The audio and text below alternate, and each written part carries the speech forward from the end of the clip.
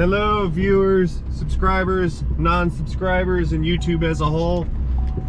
Today I'm taking a field trip out through the woods, out to my secondary shooting location, which is my personal shop. And I've got a couple little things I want to talk about today. We're going to do a little bit of decorating and bust out some battery-powered power tools for a corporate review, so to speak. I see Mother Nature has started doing its thing again. That's fine, I'll just run it over some more. Let's get inside of here.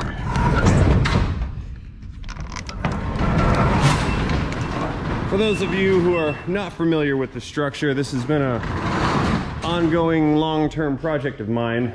There's a few videos on the B channel about this particular building, but it is terminally under construction. But I'm converting this pole barn into a functional-ish personal shop for my own side projects. And in doing so, I've kind of moved on, maybe a little bit ahead of myself, into the decorating phase. And that's sort of what draws me out here today, because I've got a couple more items that I'd like to hang up right here. One of these items was a gift from a local named Brian, and I believe it's well, I'll show you what he gave me, but I think I'm going to make this sort of a centerpiece.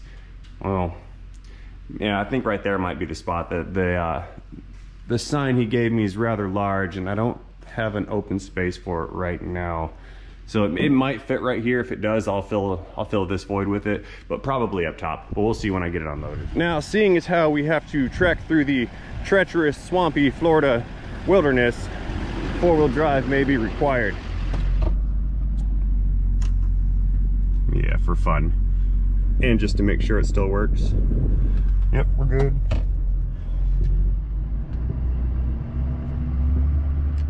Yes, for some reason that lemongrass bush right there is incredibly resilient, and I can't seem to cut it down enough to make it go away. So I've stopped caring about its feelings, and I just continue to run it over whenever I come back here.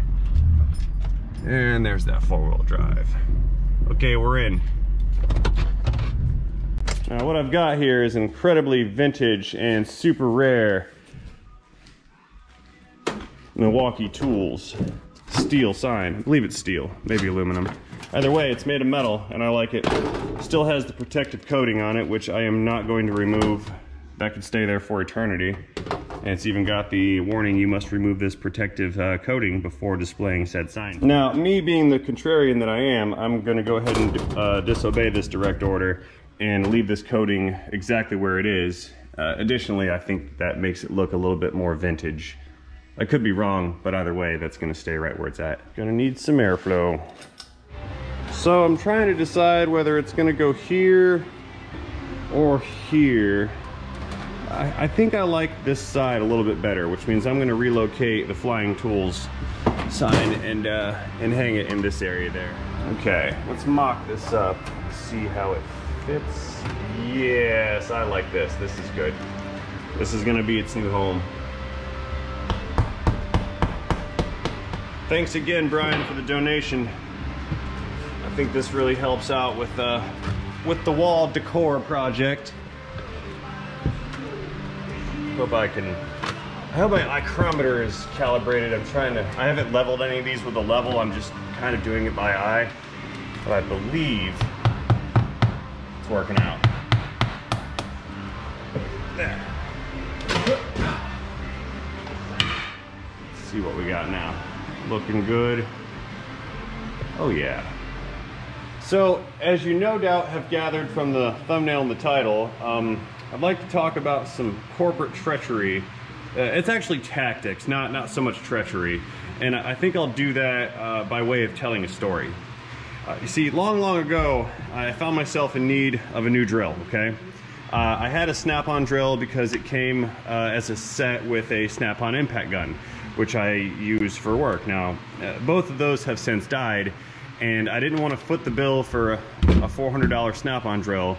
Additionally, they had changed their battery types, and I also didn't want to get into another series of batteries because those are, I think they run like $200 a piece for the 18 volts.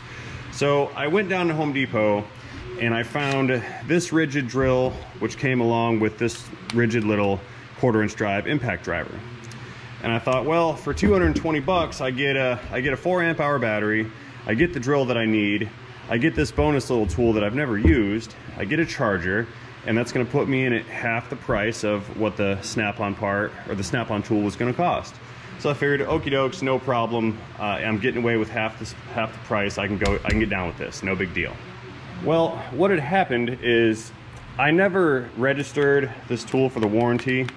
I just figured I'd be nice to it and it would last forever. And about 8 months later, through fault of my own, I was running it at like 1,000% duty cycle for hours on end. I burnt this little guy up. So I go, okay, no big deal. I'll run back down to Home Depot and I'll see what I can do about getting a replacement. And it turns out that Home Depot does not sell, or did not sell at the time, the individual impact driver tool. My choices were either to buy another drill and another impact and then end up having a second drill, or not buy a new tool at all. And again, that combo was $200, $220, something like that, $230 after taxes. I'm going off memory, so don't quote me exactly on what the prices are. So that prompted me to kind of take a look around at what they had available on the shelves. And I found that for $500, I would be able to get another drill, a Sawzall, a circular saw, a flashlight, and the replacement impact driver that I so desperately needed. And here's how they got me, or I got myself. The way I figured it is I could keep one drill for at home, I could take one to work, we'll lose the broken impact that I'm no longer going to use, and of course I get to replace my 1/4" impact driver that I mostly used at work, but I got to replace that, which was it was okay, and that was a big deal because that's kind of a money maker for me. I use those things on almost anything and everything. Now, I was able to further justify this to myself because I do use a Sawzall quite frequently, mostly for yard work actually. They're great for pruning trees. And I had at the time a corded circular saw, but it was getting old, and I got the thing second, third, or fourth hand, and it wasn't reliable, and it was starting to smell like electrical fire every time I would use it. Not counting the flashlight that I've never used, you can tell it's still brand new, but that just sort of just sits on a shelf somewhere. That almost never gets touched. So by my way of thinking, for the extra $300, I get 1, 2, 3 extra tools plus a flashlight, and that came with 2 more batteries and 1 more charger, which was excellent because now I've got batteries for at the shop, batteries for at home, and a couple duplicate tools. And again, it facilitated my need of the tool that I really needed, which was little impact driver. Now, not to knock their tactics or anything, but at this point I'm very heavily invested in this particular brand of tools, and it's mostly because of the proprietary nature of their batteries. Now keep in mind, I believe it might be this one. Yeah, one of these could be this one over here. One of these batteries is actually the original battery from the original set. I think it is this one, which is nearly 4 years old now, and it's still hanging in there. So after having that set for a year, 2, 8 months or whatever, I put it through its paces, and the battery still was going strong. So I had confidence in the battery. Therefore, that confidence kind of spilled over into the quality of the tool. Even though I had broken one, I knew it was my own fault. But where they get you is once you realize you're invested in that particular brand, and especially in that particular proprietary series of batteries, I found that every time I needed another tool, I ended up going right back to the same brand. And that's where my 1/2" drive impact driver comes into play. Now, this guy was nearly 200 bucks, I think. It could have been 120 or so. Did not come with a battery, which was fine with me because I've already built up a supply of the Octane Series 4 amp hour batteries. So no big deal. I dropped another 200 bucks. Here you go. Now I've got my impact gun, and I'm still getting away scot-free because I didn't spend $700, $800 on one off the Snap-on to the Matco tool truck. But the plot thickens. A month or so ago, I found myself doing some woodworking and I needed a router. Well, what did I do? Went right back to the Home Depot, got the Ridgid brand router. And again, I'm still using batteries that are 2, 3, and 4 years old. Years ago, I never planned on having $1,000 or so in this set of tools, because I had tools that performed a similar function, and I never really saw the need to replace any of them until Ridgid and their proprietary battery gave me a reason to be able to justify that. And that's, in my opinion, that's how they get you. Is they're not going to get all your money at once, but over time you can rationalize and reason to yourself that these are acceptable purchases because you get to reuse those same batteries that you have. Oops. Now, Snap-on Tools has also done something similar to me. Right around the same time, probably about 4 years ago, I wanted something fancy for myself.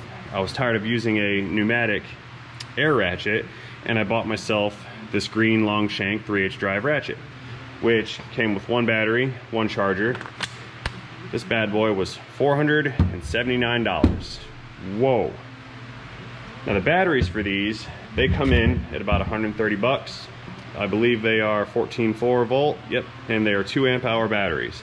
Now, those of you guys who follow my main channel, you'll know that I use this thing all day, every day. This is one of my main go-tos. And I loved that tool. I loved it so much, they had a sale one day and I found the 1/4" drive long shank version. No battery included because I already had a battery for it. And I think I paid $160 for this little guy right here. Again, easily justifiable as a purchase. I know I can get these cheaper. I can get a Milwaukee version, much less than $160, but I've already got the battery that goes to it. So now I really don't need to get into a whole different set of proprietary batteries. Hence, I was able to justify to myself purchasing the 1/4" drive. However, the rabbit hole goes a little deeper, because Snap-on ran a promo one time. You buy yourself a 1/4" drive ratchet or a 3H drive ratchet with a battery and a charger, and they're gonna go ahead and give you a free $109 Bluetooth stereo. Okay, you got me.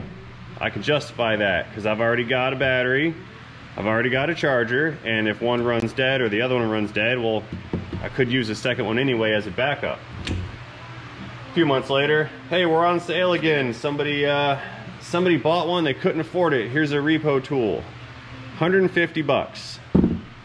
Now I've already got extra batteries, so I've got 1, 2, 3 batteries, and one of these has crapped out. I used to have 4.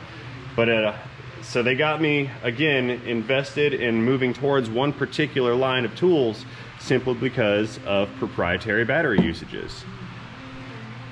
Now, I wouldn't necessarily describe all this as a marketing trap, but I would describe it as very, very clever marketing, because they have figured out how to sell oodles and oodles and oodles of tools without the buyer having buyer's remorse for spending $150, $260 or so, $200, $479, $109. They figured out how to slowly chip away at the pocket rather than going, hey, here's a whole set for 1,400 bucks, and if you buy them all right now, we'll give you 20% off, because nobody's going to take that deal. But over time, they don't feel the pain of the purchase so much, and then they're able to go ahead and collect the entire set just like Pokemon. Now here comes the part that really gets me, is I found myself in need of a soldering iron a few months ago. Now for years and years I bought the $20, $25 plug-in 110 volt style soldering irons that frankly they didn't work. I do own a butane powered soldering iron, and that one works on occasion, but it never really delivered solid fast heat. You'd have to set the thing up, light the torch, let it burn in, let everything warm up, and it just took a lot of time. So again, I strolled on down to Home Depot and I found this guy right here. Now I kind of wanted one of these really badly. I had borrowed a coworker's before, and found this was an excellent tool. It heats up almost immediately, it holds that heat, and it got good, decent battery life out of it. But the problem is, and this is kind of where they got me, is this is an entirely different manufacturer with an entirely different line of batteries. Now this particular tool, it was 79 bucks. I'm like, okay, that's a pretty solid, good tool. I like it. I've wanted one. I knew I wanted one, and that's kind of what I went to the store to buy. Trouble was, it didn't come with a battery or a charger. This battery and this charger was 99 bucks. So now I'm into one single soldering iron for nearly $200. And the only way that I can justify this is by perpetuating the circle of life and filling up the rest of my table with Milwaukee tools. Now, I should also mention in closing that I'm not sponsored by any of these manufacturers. Nobody asked me to, gave me anything, or paid me to make this particular video about this series of tools. Not Ridgid, not Snap-on, not Milwaukee. If I had Ryobi tools sitting here, it wouldn't be them either. I just simply wanted to point out how effective a properly researched marketing strategy can go. Because I'm cheap. I'm very frugal with my money, and I've got to be able to justify not once but probably twice before I start spending on anything. In this particular case, it was much easier for me because some of these tools are daily use tools, and they do make money for me. So they're not just sitting on a shelf somewhere as an expense. I'm actually making income, especially this one, and especially these Snap-on tools right here. This one, this is going to be a sunk cost for a long time because I'm going to have to continue the investment or purchasing of similar tools before this thing even starts to hint towards a positive return. And now I'm not sure how this little monologue could really help anybody else out, other than the fact that it may steer you away from purchasing multiple different brands of tools. For example, if you have a Ridgid drill and a Milwaukee grinder, or like a cutoff grinder, or a Ryobi impact gun, if they even make those. Because in a situation like that, you're buying 3 sets of chargers, 3 sets of batteries, and 3 sets of different tools. So I suppose what I'm getting at is, if you are going to go down this path of battery powered tools, do your research and maybe make a decision on what brand you would prefer to stick with, because I do believe that in the long run, having multiples of a proprietary battery would be more cost efficient than doubling up and getting different types of batteries from other manufacturers, because these are not interchangeable, and you know, one won't work with the other. Therefore, you can only use that one battery on that one particular line of tools. I can't say that I regret any of these purchases or any of the tools that are here on this table. I know there's a lot of money sitting here, but they've all been solid, good tools, and I've used them quite extensively. You can see a lot of them have quite a bit of wear on them, but they've served me well. And I think overall, in the long run, having stuck with that one singular brand, even though I've done it in multiples, I believe having stuck with that one singular brand has ultimately been more cost effective than switching brands, because one particular tool that I needed was $5 cheaper than the next one over on the shelf. Now that the soapbox is over, I forgot earlier, but I'm going to circle back Saki style and close out where we began, and that was with the decorative phase of this video. I found this little guy at Harbor Freight for 15 bucks. Seeing as how it's from Harbor Freight, I do believe it is Chinesium. Chinesium refers to China as a country / government, not as a culture. So there will be no racist in the comments down below. Chinese people are fine. The Chinese government is not fine, in my opinion. And they're not fine because they did not include a battery for my clock. And that is cheap Chinesiumness. However, I believe I do have some batteries here somewhere. Yeah, hang on, got them in. I know I got some. They're over here, hang on. So, seeing as how the pandemic has caused a large shortage of items, I have developed an insatiable need to go to Costco religiously and buy things in bulk. That way I always have some, because I cannot stand going to the store only to learn that what I wanted has been stuck on a boat offshore for about 6 months. So when I find it, I buy lots of it. Additionally, this is one of those cost-effective measures. I think I paid like $19 for this 48 pack of batteries, where if you were to buy these individually, you're probably coming in at over $100 worth of batteries if you buy them, you know, buy 2 or buy 4 off the impulse buy shelf at Walmart. You know, the one right next to the checkout aisle, so your kid can see all the candy and toys and then scream and throw a fit because they want one. That aisle. One thing that this clock has going for it is it does function. Current time is 3:38 p.m. Eastern Standard Time, so let's just get this set up right now. 35, 6, 7:38. It's probably 3:39, but close enough. All right, let's go hang this guy up next. I may have to move something off of that shelf.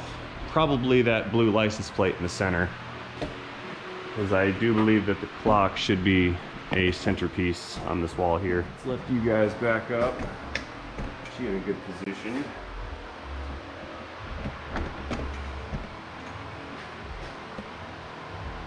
There. Yeah, I'm thinking, oh, maybe I could just hang it right there. It's not too bad.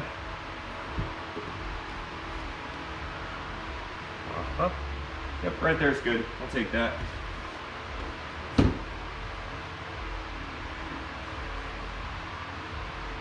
A little bit over. I'll align it with the faucet on the sink down below.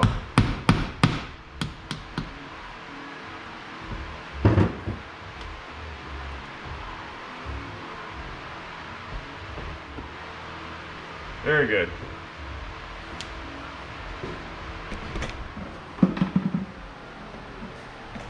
Yeah, we're getting somewhere now, aren't we? Beautimous. By the way, I will also circle back Saki style and make mention of all the donated components on this wall. And I would just like to reiterate my thanks to everybody who has sent, donated, or personally handed me some of these items. I truly do appreciate it, and I do believe that this is starting to take shape and it looks pretty good. In conclusion, as I power down the facility here, I'd like to thank everybody for watching this video. I certainly do appreciate that you took your time out of your day to witness my nonsensical ramblings about tools and wall decor, China, politics, and anything else I might have thrown in there subconsciously. If you guys did enjoy this video, the only thing I would ask of you in exchange for the free infotainment is that you would take 1 nanosecond out of your day to reach down and tap that thumbs up button. That button is what lets me and YouTube know that I'm doing a good job. And if YouTube thinks that I'm doing a good job, they are far more likely to recommend my content to other potential viewers. And of course, that is good for me, and it's good for them also. And of course, if you did not enjoy this content, please feel free to test your theories in the comment section down below. All that being said, I will issue one final thank you to everybody who's watching, and I will also not forget to remind myself to not forget to remind you guys to have a great day. See you guys in the next one.